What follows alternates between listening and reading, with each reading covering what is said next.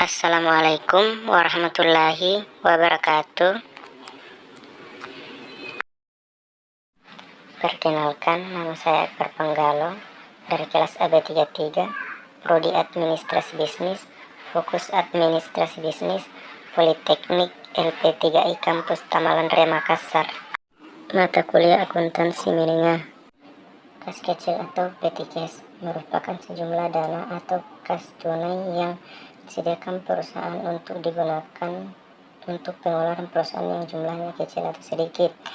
Namun, kas kecil setiap perusahaan berbeda-beda tergantung kebutuhan setiap perusahaan, dan biasanya perusahaan akan menetapkan jumlahnya dengan melakukan pertimbangan apa saja yang perlu dilakukan perusahaan untuk melakukan pembayaran dengan nilai kas yang kecil.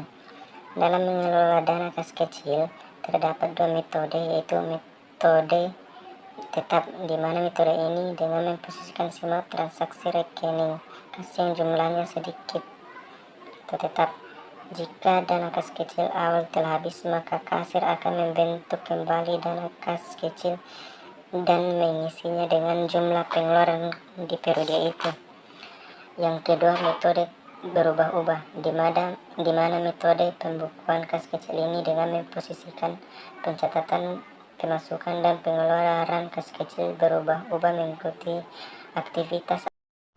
Jadi dalam metode ini, pencatatan kas kecilnya dengan mengutamakan jumlah penarikan transaksi yang terjadi, sehingga saldo dana kas kecil tidak ditetapkan jika menggunakan metode ini.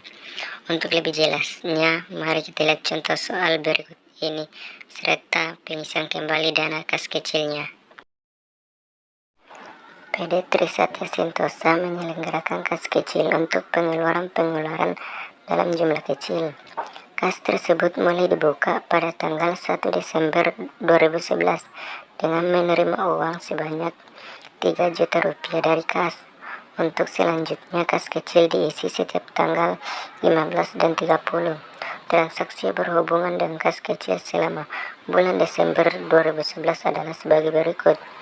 2 Desember dibeli materai sebesar 320.000 dalam kurung suplai kantor. 7 Desember dibayar rekening listrik sebesar 340.000 dan air sebesar 220.000. 12 Desember dibayar biaya iklan pada harian Kompas sebesar 200.000. 14 Desember dana kas kecil dianggap terlalu besar, maka 500.000 rupiah disetor kembali ke kas. 15 Desember dana kas kecil diisi kembali. 18 Desember dibayar biaya angkut pembelian sebesar 225.000. 22 Desember dibayar biaya telepon sebesar 400.000.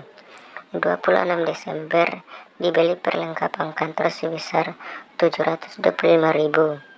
28 Desember dibayar untuk pengobatan karyawan yang sakit sebesar 175.000 dalam kurung biaya rupa-rupa. 30 Desember dibayar biaya angkut barang sebesar 130.000 dan dana kas kecil diisi kembali. Untuk pengisian kembali dana kas kecilnya adalah sebagai berikut. Tanggal 1 Desember 2011, dana kas kecil diisi sebesar 3 juta rupiah. Pengisian kembali dana kas kecil tanggal 15 Desember atau yang pertama untuk transaksi tanggal 2, 7, dan 12 Desember 2011 totalnya adalah 1.080.000. Setelah pengisian kembali dana kas kecil sebesar 1.080.000, maka saldo kas kecil akan kembali seperti di awal, yaitu 3 juta rupiah. Tapi karena saldo kas kecil dianggap terlalu besar, maka dikembalikan ke kas sebesar 500.000. Jadi saldo kas kecil sekarang adalah 2.500.000 rupiah. Saldo kas kecil saat pengisian kembali yang pertama setelah pengurangan sebesar 500.000 rupiah karena dianggap terlalu besar adalah senilai 2.500.000 rupiah. Tanggal 15 Desember 2011, dana kas kecil adalah 2.500.000 rupiah. Pengisian kembali dana kas kecil tanggal 30 Desember 2011 atau yang kedua untuk transaksi tanggal 18, 22, 26, 28 dan 30 yang totalnya 1.655.000, sehingga setelah pensiun kembali dana kas kecil sebesar 1.655.000, maka saldo kas kecil akan kembali sama, yaitu Rp2.500.000. Sekian penjelasan dari saya, semoga bermanfaat buat teman-teman semua.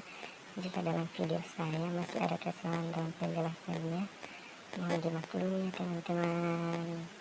Dan jangan lupa like, comment, and subscribe channel YouTube aku di Akbar Panggalo 023, dan jangan lupa follow Instagram aku di Akbar_R_Panggalo_023.